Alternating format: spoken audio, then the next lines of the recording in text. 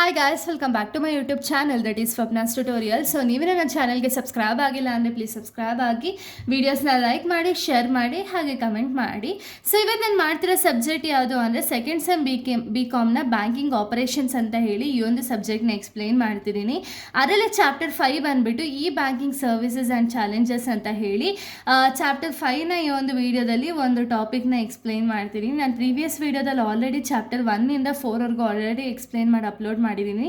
ಅದ್ರ ಜೊತೆಗೆ ಚಾಪ್ಟರ್ 5 ಕೂಡ ಸ್ವಲ್ಪ ಟಾಪಿಕ್ಸ್ನ ಎಕ್ಸ್ಪ್ಲೇನ್ ಮಾಡಿ ಅಪ್ಲೋಡ್ ಮಾಡಿದ್ದೀನಿ. ಯಾರ್ಯಾರೆಲ್ಲ ಆ ವೀಡಿಯೋಸ್ನ ನೋಡಿಲ್ವೋ ಒಂದ್ಸತಿ ಆ ವೀಡಿಯೋಸ್ನ ನೋಡ್ಕೊಂಡು ಬಂದು ಈ ಒಂದು ವೀಡಿಯೋನ ನೋಡಿ, ಬಿಕಾಸ್ ನಿಮಗೆ ಕಂಟಿನ್ಯೂಷನ್ ಅನ್ನೋದು ಪ್ರಾಪರಾಗಿ ಸಿಗುತ್ತೆ ಅನ್ನೋ ಒಂದು ರೀಸನಿಂದ.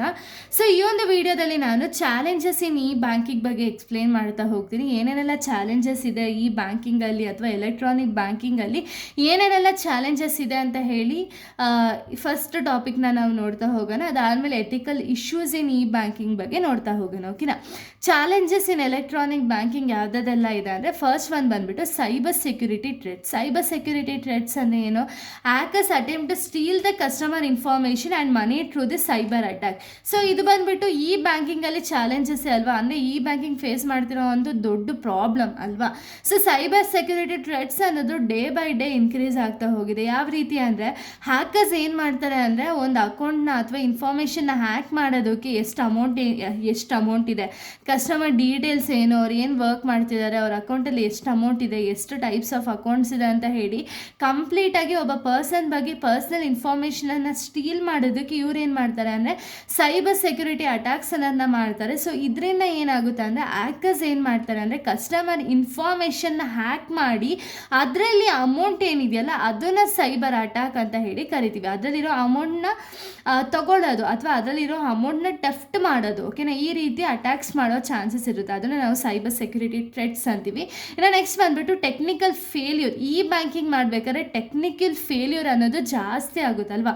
ನೋಡಿ, server issues and internet failure can interrupt the banking services. ಈ ಎಕ್ಸಾಂಪಲ್, ನೀವು ಫೋನ್ಪೇಯಲ್ಲಿ ಯಾರಿಗೋ ಒಬ್ರಿಗೆ ಅಮೌಂಟ್ನ ಟ್ರಾನ್ಸ್ಫರ್ ಮಾಡ್ತಿರ್ತೀರಾ ಅಥವಾ ಅಂಗಡಿಗೆ ಹೋಗಿ ಏನೋ ಒಂದು ತೊಗೊಂಡು ಏನೋ ಒಂದು ಐಟಮ್ಸ್ ತೊಗೊಂಡು ಅವ್ರಿಗೆ ಅಮೌಂಟ್ನ ಟ್ರಾನ್ಸ್ಫರ್ ಮಾಡಬೇಕಾಗಿರುತ್ತೆ. ಅವಾಗ ಏನಾಗುತ್ತೆ ಅಂದರೆ ಟೆಕ್ನಿಕಲ್ ಇಶ್ಯೂಸಿಂದ ಫೋನ್ಪೇನೇ ವರ್ಕ್ ಆಗೋಲ್ಲ.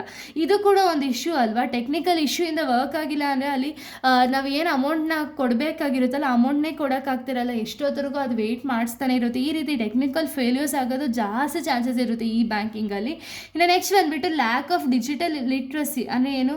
Many customer are not familiar with digital banking technology. So ನಿಮಗೆ ಗೊತ್ತಿರೋ ಹಾಗೆ ಇವಾಗ ಯೂತ್ಸ್ ಆಗಿದ್ರೆ ಜಾಸ್ತಿ ಅಪ್ಡೇಟ್ ಆಗೋಗೋರೆ ಅವ್ರಿಗೆ ಈ ಬ್ಯಾಂಕಿಂಗ್ ಈಸಿಯಾಗಿ ಯೂಸ್ ಮಾಡ್ಬೋದು. ಬಟ್ ಪೇರೆಂಟ್ಸು ಪಾಪ ಅವ್ರಿಗೆ ಅಷ್ಟು ಗೊತ್ತೇ ಇರೋಲ್ಲ. ಅವ್ರು ಏನು ಮಾಡ್ತಾರೆ, ಇವಾಗ ಡಿಜಿಟಲ್ ಬ್ಯಾಂಕಿಂಗ್ ಬಗ್ಗೆ ಅವೇರ್ ಇಲ್ಲ ಅಂದಾಗ, ಆ ಟೆಕ್ನಾಲಜೀಸ್ ಬಗ್ಗೆ ಅವೇರ್ ಇಲ್ಲ ಅಂದಾಗ ಅವಾಗ ಏನಾಗುತ್ತೆ, ಒಂದು ಅಟ್ಯಾಕ್ಸ್ ಆಗೋ ಚಾನ್ಸಸ್ ಇರುತ್ತೆ ಅಥವಾ ಬೇರೆಯವ್ರಿಗೆ ಅಮೌಂಟನ್ನು ಟ್ರಾನ್ಸ್ಫರ್ ಮಾಡೋ ಚಾನ್ಸಸ್ ಇರುತ್ತೆ. ಇದೂ ಕೂಡ ಒಂದು ಚಾಲೆಂಜಸ್. ಓಕೆನಾ?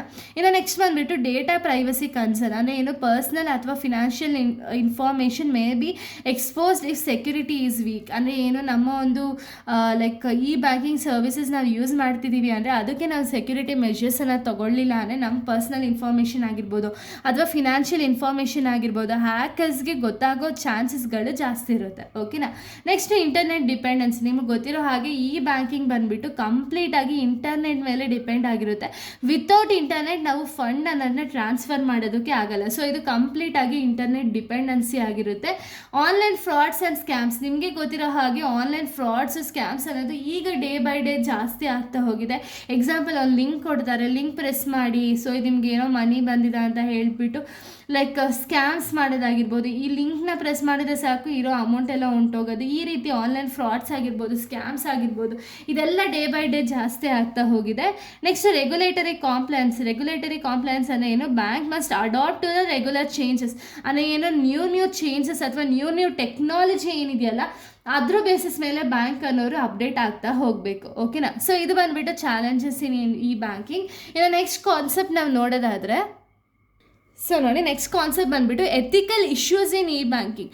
ಏನೇನೆಲ್ಲ ಎಥಿಕಲ್ ಇಶ್ಯೂಸ್ ಇದೆ ಈ ಬ್ಯಾಂಕಿಂಗಲ್ಲಿ ಅಂದರೆ, it involves moral and social responsible related to the electronic banking operations ಅಂತ ಹೇಳಿ ಅರ್ಥ. ಓಕೆನಾ, ethical issues in e banking ಅಂದರೆ. ಓಕೆನಾ, ಮೇಜರ್ ಎಥಿಕಲ್ ಇಶ್ಯೂಸ್ ಯಾವುದೆಲ್ಲ ಇದೆ ಅಂದರೆ, ಪ್ರೈವಸಿ ಪ್ರೊಟೆಕ್ಷನ್. ಬ್ಯಾಂಕ್ ಅವ್ರು ಏನು ಮಾಡ್ತಾರೆ ಅಂದರೆ, ಇವಾಗ ಹ್ಯಾಕರ್ಸಿಂದ ಇನ್ಫಾರ್ಮೇಷನ್ ಅನ್ನೋದು ಲೀಕ್ ಆಗಬಾರ್ದು ಅಂತ ಹೇಳಿ ಕಸ್ಟಮರ್ ಇನ್ಫಾರ್ಮೇಷನ್ ಏನಿದೆಯಲ್ಲ ಅದನ್ನು ಪ್ರೊಟೆಕ್ಟ್ ಮಾಡ್ತಾರೆ. ಓಕೆನಾ, ಎನ್ಕ್ರಿಪ್ಟ್ ಮಾಡ್ತಾರೆ. ಸೊ ಇದರಿಂದ ಏನಾಗುತ್ತೆ, ಅನ್ಆಥರೈಸ್ಡ್ ಆಕ್ಸೆಸ್ ಏನಿದೆಯಲ್ಲ, ಅಥವಾ ಫ್ರಾಡ್ಸ್ ಆಗಿರ್ಬೋದು ಅಥವಾ ಹ್ಯಾಕರ್ಸ್ ಆಗಿರ್ಬೋದು, ಇವರು ಪರ್ಸ್ನಲ್ ಇನ್ಫಾರ್ಮೇಷನನ್ನು ಹ್ಯಾಕ್ ಮಾಡೋಕ್ಕಾಗಬಾರ್ದು. ಈ ರೀತಿ ಪ್ರೈವಸಿ ಪ್ರೊಟೆಕ್ಷನ್ ಅನ್ನೋದನ್ನ ಕೊಡ್ತಾರೆ ಈ ಬ್ಯಾಂಕಿಂಗಲ್ಲಿ ಬ್ಯಾಂಕ್ಸ್ ಅವರು. ಇನ್ನು ಕಾನ್ಫಿಡೆನ್ಷಿಯಾಲಿಟಿ ಅಂದರೆ ಏನು, ಕಸ್ಟಮರ್ ಡೇಟಾ ಏನಿದೆಯಲ್ಲ ಅದು ಕಾನ್ಫಿಡೆನ್ಷಿಯಲ್ ಆಗಿರುತ್ತೆ. ಅಂದರೆ ಏನು, ಯಾರಿಗೂ ಕೂಡ ಲೀಕ್ ಮಾಡಲ್ಲ ಬ್ಯಾಂಕ್ ಅವರು. ಓಕೆನಾ, ಯಾಕೆ ಇವರು ಕಂಪ್ಲೀಟಾಗಿ ಅದನ್ನು ಪ್ರೊಟೆಕ್ಟ್ ಮಾಡ್ತಾರೆ. ಓಕೆನಾ, ಏನೇ ಇನ್ಫಾರ್ಮೇಷನ್ ನಾವು ಬ್ಯಾಂಕು ಕೊಟ್ಟಿದ್ರು ಕೂಡ ಇದು ಕಂಪ್ಲೀಟಾಗಿ ಪ್ರೊಟೆಕ್ಟ್ ಆಗಿರುತ್ತೆ.